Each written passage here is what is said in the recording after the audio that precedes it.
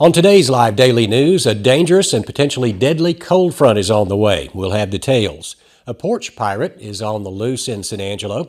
A crash sent a driver to the hospital. We'll have details on all those stories.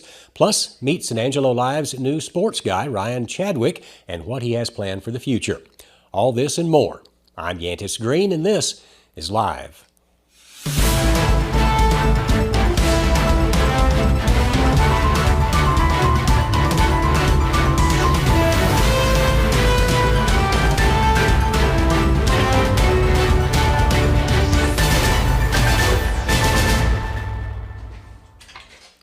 But first, the staff and friends of Oak Grove Senior Apartments would like to wish everyone a Merry Christmas. Oak Grove is located at 4378 Oak Grove Boulevard. Go visit the staff today or give them a call at 325-223-0700. Merry Christmas from Oak Grove Senior Apartments. We start the show today a little different than usual. Normally our weather segment is toward the end of the news, but today it has been moved to the top for good reason. Starting tomorrow morning, the freeze warning will begin. A freeze warning will be in effect at 6 a.m. in the morning. The warmest part of the day will be right around 9 or before, with temperatures in the 30s, but they will fall throughout the day till around 5 p.m. Expect those temperatures to drop to 20 degrees by dark and then keep falling overnight. Moving into Friday morning, expect temperatures in the single digits with wind chills well below zero around 2 or 3 o'clock in the morning. Wind gusts over the next few days could cause it feel like below zero temperatures, negative degrees even. Moving into the weekend, don't expect temperatures to get much above freezing until sometime late Christmas Day, Christmas afternoon. And with the cold front, a number of local organizations are trying to make it easier on the folks who may be out in the cold. The first group is the Concho Valley Transit District. Starting today, fixed bus rides will be free to the public through noon on Christmas Day. Other programs available for citizens include the Salvation Army's Out of the Cold program and the Concho Valley Community Action Agency's Into the Warmth. Those will help people get people off the streets during the terrible and potentially deadly freezing cold. In other local news, the San Angelo Police Department is searching for a serial package thief. The unidentified man on the screen has been caught multiple times on doorbell cameras, stealing packages from people's homes and fleeing the scene in a white pickup truck. What a Grinch. If you know this guy, contact San Angelo Crime Stoppers at 325-657-4333. The San Angelo Animal Shelter's dog population is now back under control after a hoarding incident situation caused the shelter to exceed its capacity for dogs. According to the City of San Angelo, as of December 21st, the animal shelter is now back under capacity without destroying or euthanizing any of those dogs. On December 14th, it was reported that the shelter took on more than the City Council had allowed, the latest ordinance. Now there are 164 dogs in the shelter thanks to out-of-state transport and an adoption event. Even though the shelter is under 180 dogs right now, they still need individuals to adopt or foster dogs. If you are interested, contact Concho Valley Paws at 325-656-7387. And finally, there was a crash in East San Angelo this afternoon. According to our reporters on the scene, around 2 o'clock today, police were called to the intersection of Irving Street and Avenue N. The crash was between a black Chevy Malibu and a white pickup. It appeared that one person was taken to the hospital, but no official statement was given at the scene.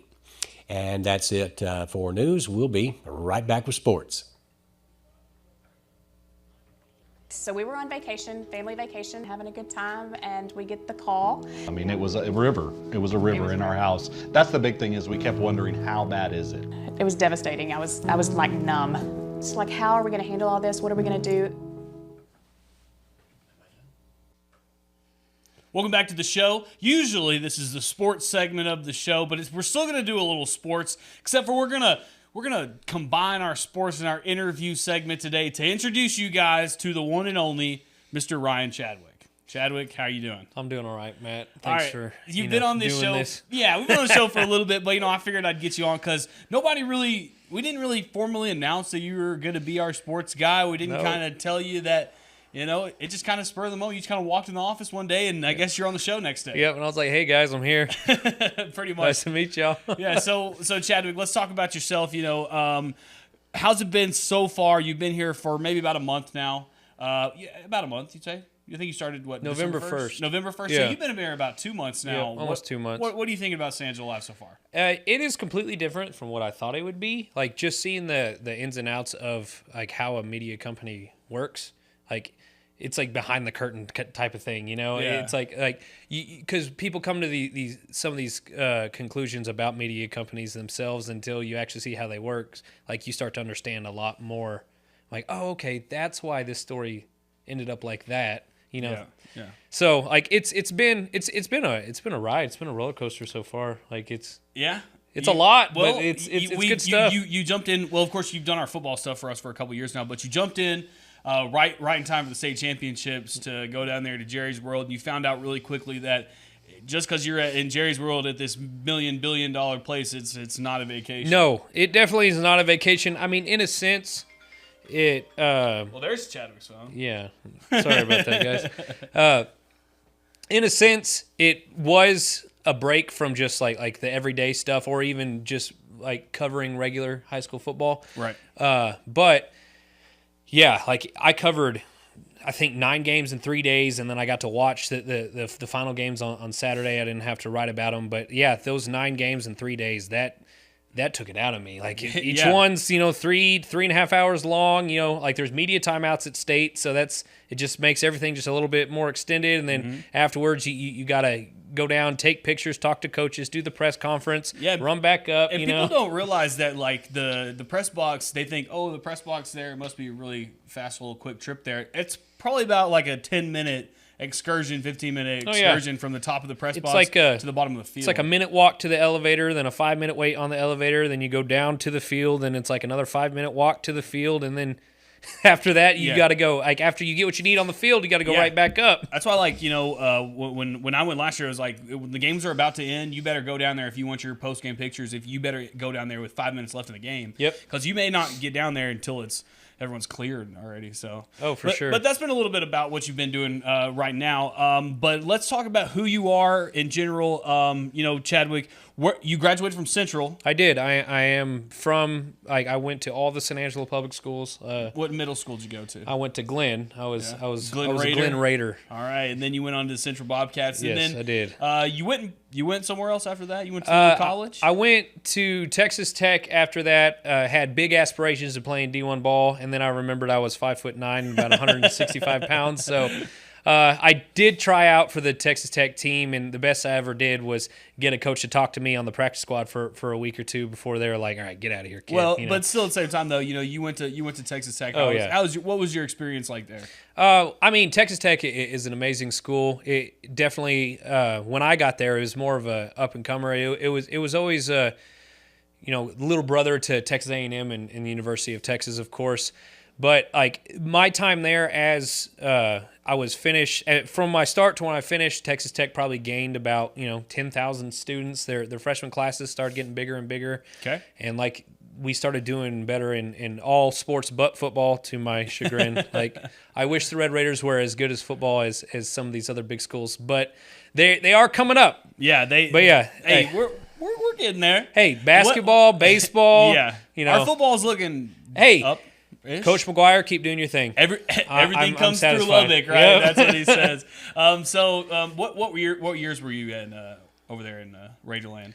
Raiderland, I was there from about 2010 all the way until about 2016. I changed my major several times, so it took me a little bit longer to graduate. Hey, I can't have no room to talk. So, but after that, then what did you do? You came back home? Well, I stayed in Lubbock for an additional 4 to 5 years. I think I moved back in the end of 2018. Okay.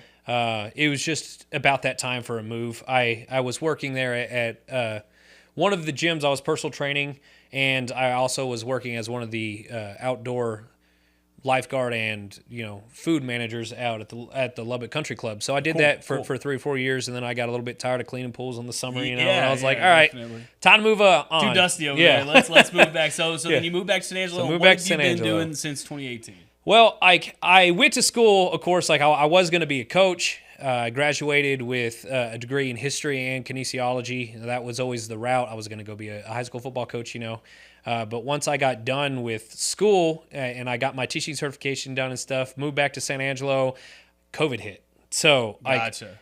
the coaching thing just wasn't on the table for that weird amount of time. So I was just working at TrueFit. I was a personal trainer. In fact, I still am. So I still am. Hey, look, personal if you're trainer. trying to look like me, no, don't look like me. But if you're helping me out a little bit. Right, So yeah. I'll give you a plug. Definitely, hit up Chadwick if you're looking to get some personal training done. But then been working at TrueFit, and then I started training Joe Hyde actually right when I got here. He was one of my first and oldest clients. And oldest by age, you mean, right? Of course not. Joe's a young man. He's a young man, But yeah, he was one of my first clients here, and we got to the point where we would be doing our endurance cardio workouts. We'd go out to the KOA, or we'd go out to Dove Creek, and we'd have these these 2 to 5 mile routes that we'd run. And every football season, for the first year and a half or so that I was training him, he'd always have questions about football, and of course, football's been a really big part of my life ever since I was a little kid. Mm-hmm. So, and as I was going to be a coach, I'd like to consider myself knowledgeable on the game. Right. I would answer his questions and whatnot. And so one day he was just kind of like, "Hey, what'd you get your degree in?" And I was like, "Well, I was history and kinesiology." He's like, "Wait, so you know how to write?" And I'm like, "I wrote a lot of essays in college." There you go. A lot. And he was like, "Okay, well, I got an idea for you, And so he got me on to that's as where one of the Bobcat stringers. connoisseur was born. Oh, Manny. So he got me on in 2020 during the COVID season to start covering Central Bobcat games, and it just kind of evolved from there, and it turned in from just doing write-ups to doing full interviews and coverage to doing interviews of myself and the coaches, players. I started including players this year. And then we expanded to other teams. I started doing Lakeview some, and I started doing a lot of wall games, and then covered Midland Legacy versus South Lake Carroll last year. That was my first non-San Angelo school I did. And then this year, he finally was like, "Come on, man, just come work for me full time." Yeah. So November 1 hits, and it's like, what? Let's stop playing around with this part-time stuff on Fridays. Let's make it happen. Switch. And right. I think there was kind of a reason behind it. We want to just keep expanding, keep growing at San Angelo Live. That's why we do this live daily news now. And another thing is what we're going to bring in is this big sports coverage that we're going to do. We've always covered football. That's what we've always covered. Even back when I first started, our sports guy was Sam Fowler, and he carried the load on most of that. He did volleyball, football, anything you'd like. But then he left, and Manny came in, and we started focusing more on the video side, and we decided, well, let's just maintain focus on football really hard and rodeo really hard. And now I think, now that we've transitioned to another thing, we want to expand that back. And with the standard times basically gone now. Yeah, it's non-existent. KSAN and KLST and Fox West Texas, they're still going to do their normal 5 o'clock sports thing, which we'll have on our live show. But what you want to do is expand this further. So I'll let you explain. What are you thinking is the future of this sports section on San Angelo Live? Well, I honestly just want to give as much exposure to the high school athletes in the Concho Valley that I can. That was one of the things that I wish that I would have had when I was coming through, because my dad had to do most of the recruiting for me himself. We didn't really have a coaching staff who worked that hard at the time. Of course, my senior year is when Coach Herford got fired and Coach Davis got hired. Right. And so I know Coach Davis and Coach Crane and their whole staff was great for recruiting for Central. We had a bunch of guys sign after that, but up until that point, there just really wasn't a lot. And so if I can help give more exposure to some of these athletes, because there are some really talented guys in the Concho Valley. Yeah, we're not just talking football. I mean, Yeah. the thing is, what we're expanding is we want basketball, Oh, baseball, right, yeah. golf. I mean, the other day you went to a young lady in Walls signing where For she golf. signed in golf. Yep. And then another one, Brooke Lair, she signed for volleyball last week, and so like that's what I'm talking about when I say it's just more exposure for the kids in the Concho Valley. And we have been doing a football show every Friday. Matt's the host, and this year we also had James Bellini up there, but we're actually going to expand that into basketball coverage this year as well. And Yeah, so- we'll all three be in the studio coming up this Friday in January, and it'll be January, February, March. We'll be talking hoops, Cover One hoops, and that's something that I don't think that we've really. I mean, yeah, we used to cover a little bit of basketball, but I don't think we're ever going to cover it as hard as we're about to. And I think that's going to give some exposure to not only the guys' sports but girls' sports, because when we only cover football, that's It's- we're it's just already football, cutting out yeah. half of the Like of we're the not doing class. volleyball at the same time. So Right, yeah. right, so- And I think like the great thing about it is we have a lot of talented kids in the Concho Valley. We have a lot of state ranked teams just in the San Angelo greater area, let's say. We have a lot of parents who put a lot of time Yeah. to get those kids that way. Like, all those Wall kids who go on those select baseball teams and play all year round just to go play baseball, and then they don't get any coverage, or Right. they don't get any. It just shines a makes light. and it makes the recruiting process harder, and and because of that, like you see less kids from these smaller towns ever get a chance, and so that's what I want to do. I want to give these kids their fair shot, and not to mention like Texas has never been known for their basketball coverage, and so no one's doing it. Yeah, and so exactly. like if we got good teams, and if we can help make people care, I'm all for it. Hey, and you're even talking about venturing out a little bit of soccer. Yeah. So I mean, like any kind of sport that you guys got out there, Ryan Chadwick will go cover it, because that's what we got you on. it's what we it's what I do. Yeah, exactly. Ryan, I'll just let you end this. Just say something to the audience out there to just make them love you one time before we go. Okay, let's see. I will say that when it comes to these high school kids, I will never do anything that will make these guys look inherently bad. I only want to, like I said, give these kids exposure. I want to make these guys look good, guys and gals, I guess. And especially like with the Bobcats, as non-biased as I want to be, like I'm still like a Bobcat at heart. So like I love covering the Bobcats on Fridays. I enjoy covering the Chiefs as well. And then of course this year Wall Hawks, like y'all have become one of my new favorites. Shout out to Coach Guy. He's one of the best coaches out there, and he always gives me the time of day. He's always happy to talk to me and stuff. And so yeah, I'm here. And my phone's always on, and I'm always willing to do whatever write-up it takes just to give these different sports exposure. Go ahead and drop your San Angelo Live email so that way they know what it is. My San Angelo Live email is ryan@hydeinteractive.com. You can also message me on Twitter at RyanChadwick34. Also follow the San Angelo Live Twitter. You can get in touch with us that way at Real San Angelo Live. There you go. So this is Ryan Chadwick. He is the sports guy. He is going to be doing a lot more coverage of a lot more sports this year. And we just wanted to bring him on the show today just to kind of introduce him to you guys so that way you know who is covering everything. Before we go, we got a big show on Friday, and that's going to be the Cover One Award Show. And all you guys should tune in if you are a fan of high school football, or if you're a fan of kids getting awards. I mean, Right, yeah. we're going to be having interviews with all the top players from all the Concho Valley teams. Not all the Concho Valley teams, but on our all Concho Valley team, I guess. And it'll be Friday night at 6 o'clock, and then we'll have an article drop after that, so make sure you be on the lookout for that. Ryan, it's been fun. It's been real. It's been real fun, as Manny Diaz would say back in the day. But we got to end all things. So back to you, Yantis, in the studio. When it comes to unique pieces you can't find anywhere else, Kano's Diamonds and Coins is your one-stop shop. With over 24 years in the diamond and coin industry, Kano's Diamonds and Coins is West Texas's choice for diamonds, jewelry, coins, silver, and gold. Owner Bill Kano stands by his work and offers free consultations, including estate jewelry. Don't just trust anyone with your valuables. Come see the staff at Kano's at 1016 West Beauregard in San Angelo. And that's it for news, weather, and sports. Remember to check on sanangelolive.com or get the app for San Angelo Live.